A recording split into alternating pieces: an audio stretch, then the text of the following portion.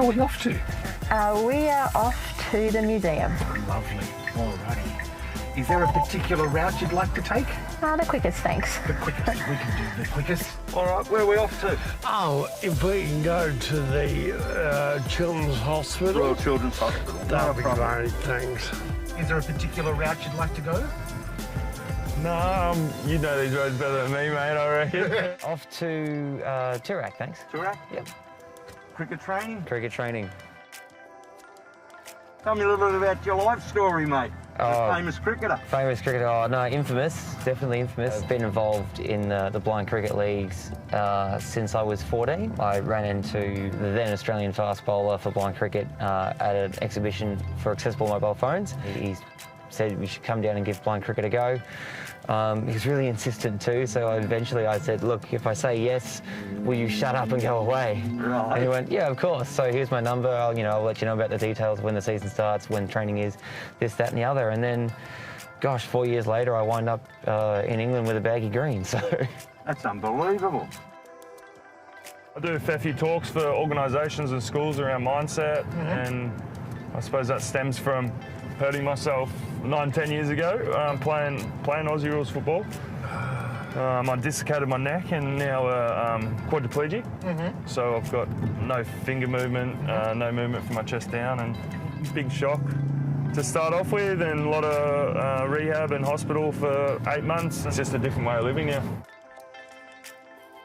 Basically, my condition, it's coordination or control, which sort of manifests itself in wobbling and also slurring. Right. So I should warn you that I've not had any alcohol. That's all right.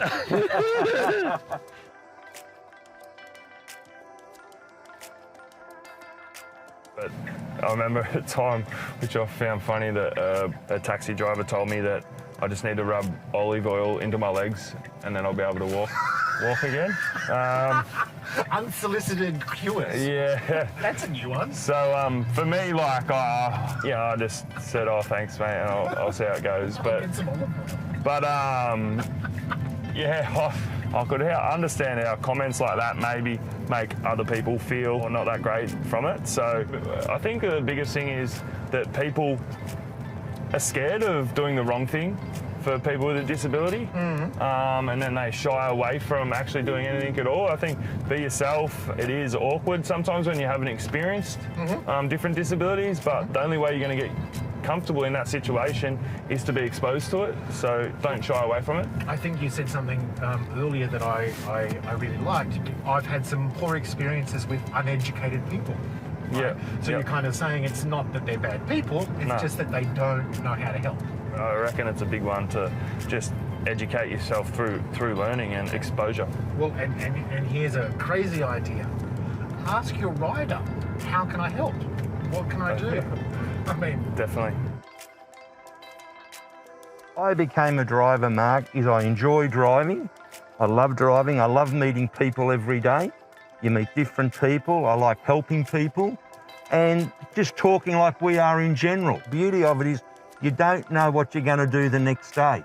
Every day is a different day. Today I can pick you up. In 2 hours' time I can pick somebody else up. Different people all the time. And you're seeing all of Melbourne. I can start off in Moorabbin and finish at Tullamarine. My car is kind of my home. Yeah. I guess the same way that I'd like somebody who comes into my home to have a nice visit to my home. I feel the same about my car. Yeah. Yeah. I wish other drivers had that attitude. I think that when your day is interrupted with a question or a discriminatory incident like a fare refusal, it can really shake you up. And we've got places to go, disabled people are busy people, and I think sometimes there's the assumption that you'll bounce back, but it's really quite rattling when this happens. And often it happens on the days that are like really exciting for me. So for example, I had a book launch. I've written a few books.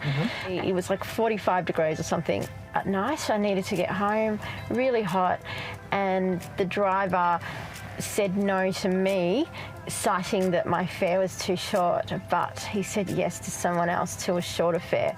Now for me, it's very easy to tell that he didn't want to take me because of my face.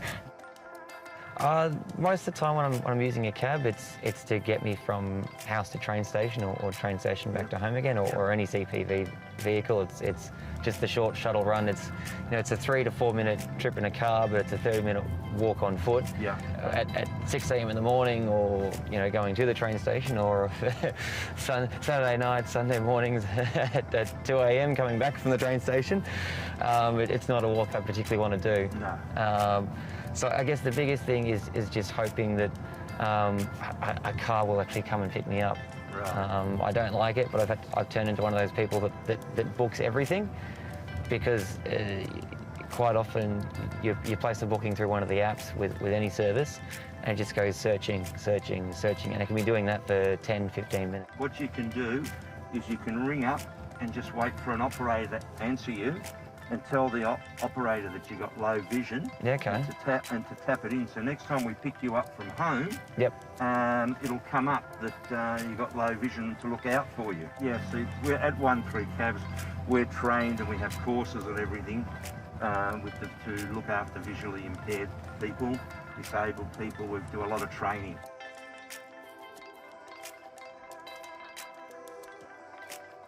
Every person's got their own personal needs.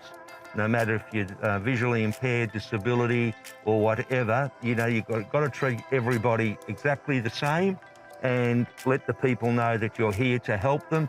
I always say I'm not just your cabbie or your taxi driver, I'm your personal chauffeur for that distance of time we are together. I love it. Michael, what do you love most about being a driver? The flexibility of my work, because I'm also a student. What are you studying? I'm doing biomedical science. Oh, wow. So I'm working on my bachelor's, Yeah. and I work in a hospital. So I have lots of weird shifts, night Yeah. shifts, day shifts. I get to go home at the end of the day and know that I've really helped people. Yes.